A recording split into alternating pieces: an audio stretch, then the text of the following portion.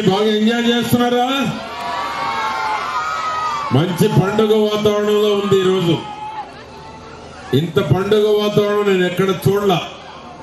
అంత బాగా మీ పిల్లలు ఇక్కడ మా రావు సుబ్రహ్మణ్యం గారు చెప్పినట్టు డ్యాన్స్ చేస్తుంటే వివిధ రకాలైనటువంటి పాత్రలు వేసి మిమ్మల్ని మీరు ఎంతో ఆతృతగా ఎదురు చూస్తున్నారు. పిల్లల్ని చూడాలి, ఎట్లా నటిస్తున్నారు, డయాస్ మీద స్టేజ్ ఫీలింగ్ లేకుండా కూడా ఎలా డ్యాన్స్ చేశారనేటువంటిది మీరు చూడాలని ఎన్నో ఆతృతగా ఎదురు చూస్తూ ఉన్నారు. ఆ విధంగా ఈరోజు 19th anniversary Oxford English medium school 1వ తరగతి నుంచి 10వ తరగతి వరకు కూడా ఎక్స్టెండ్ చేశారు. భాను ప్రకాష్ గారు, వారి సోదరి ఉమా గారు, సుబ్బారావు గారి యొక్క కుమారుడు కుమార్తె, ఇంకొక సిస్టర్ కూడా ఉన్నారు వారికి. ఆ విధంగా ఇక్కడికి వచ్చినటువంటి స్టూడెంట్స్ అండ్ పేరెంట్స్, డాన్స్ మీద ఉన్నటువంటి పెద్దలందరికీ పేరు పేరున 19th యానివర్సరీ సెలబ్రేషన్ శుభాకాంక్షలు తెలియజేస్తున్నాను. తక్కువ రేట్లో, ఎందుకంటే తక్కువ ఫీజుతోటి మంచి క్వాలిటీ ఎడ్యుకేషన్ అందిస్తున్నారు.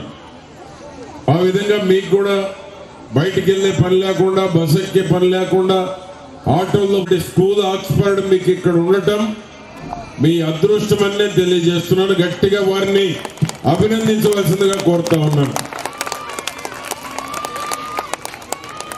తల్లిదండ్రులు కష్టాలు పోవాలంటే ఒక విద్య ద్వారా మాత్రమే. పిల్లల్ని బాగా చదివించుకుంటే తల్లిదండ్రులు కష్టాలు పోతాయి. విద్య ద్వారానే ఏ స్థానానికైనా ఎదిగే అవకాశం ఉంది. ఆర్థికంగా కావచ్చు, ఈ దేశంలో ఉన్నత పదవులకు కావచ్చు, ఉన్నత స్థానానికి కావచ్చు. మంచి ఎడ్యుకేషన్ మీ పిల్లలకు మీరు అవకాశం ఇచ్చి చదివిస్తే మీ జీవితాల్లో భవిష్యత్తులో సుఖపడేటువంటి అవకాశం ఉంది. ఈరోజు కూటమి ప్రభుత్వంలో మంచి క్వాలిటీ ఎడ్యుకేషన్ ఇస్తున్నారు. క్వాలిటీ ఎడ్యుకేషన్తో పాటు మీ పిల్లలకు ఒక భవిష్యత్తు ఇచ్చేటువంటి దానికి కూడా కృషి చేస్తున్నారు. చంద్రబాబు గారు కావాలా? మరి రాజధాని లేకపోతే ఎక్కడ పోవాలి? కావాలి కదా. అటువంటి చరిత్రాత్మకమైనటువంటి రోజు ఈరోజు.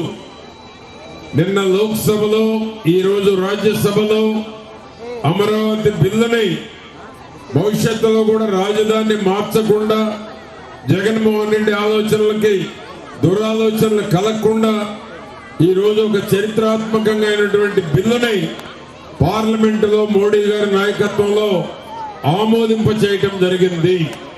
అందుకనే ఈరోజు రాష్ట్రం అంతా ఒక పండుగ వాతావరణం.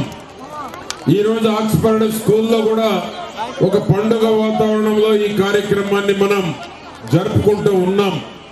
ఆ విధంగా మీ పిల్లలు కూడా ఈరోజు మంచి ఇంగ్లీష్ నేర్పించండి. ఎన్ని రకాల లాంగ్వేజెస్ వస్తాయి, అన్ని రకాల లాంగ్వేజెస్ రేపు మీ భవిష్యత్తుకు ఉపయోగపడుతుంది. ఆనాడు ఐటీ, ఈనాడు ఏఐ, రేపు క్వాంటమ్. ఈరోజు మీ పిల్లలు మీకన్నా సెల్ ఫోన్ ఇస్తే బ్రహ్మాండంగా టెక్నాలజీ చూపిస్తున్నారు. సెల్ ఫోన్ ఇచ్చి మీకు దూరం చేసుకోవద్దు. నేను ఏ మీటింగ్లో పోయినా సెల్ ఫోన్ పిల్లలకి ఇవ్వద్దని చెప్తున్నాను. మీరు టిఫిన్ పెట్టాలన్నా, భోజనం పెట్టాలన్నా సెల్ ఫోన్ ఇస్తే దెబ్బ తింటాం పిల్లలు కూడా. ఏమో అవునా కదా? అవునన్నాడు చేయొద్దండి. ఎంతమంది ఉన్నారు? ఏదో రకంగా పెట్టాలి కాబట్టి సెల్ ఫోన్ ఇస్తున్నారు చేతిలో. ఆ సెల్ ఫోన్ అలవాటు అయిపోయి మీరు ఎత్తుకోవాలన్నా, మీరు తిప్పాలన్నా, మీరు దగ్గర పెట్టుకోవాలన్నా మీకు దూరం అయిపోతున్నారు. ఏమో అవునా కదా? అందుకనే పెద్ద వాళ్ళు, విద్యా సంస్థలు నడిపేవాళ్ళు పిల్లలకు సెల్ ఫోన్ ఇవ్వద్దు. ఇవ్వకపోతే ఏడుస్తున్నారని మనం ఇస్తే భవిష్యత్తు పోతుంది. తొందరలో కళ్ళజోడు వస్తుంది, మీకున్న ఎఫెక్షన్ తగ్గిపోతూ ఉంది. ఆ ఎఫెక్షన్ తగ్గకుండా ఉండాలి, కళ్ళజోడు తొందరగా రాకుండా ఉండాలి.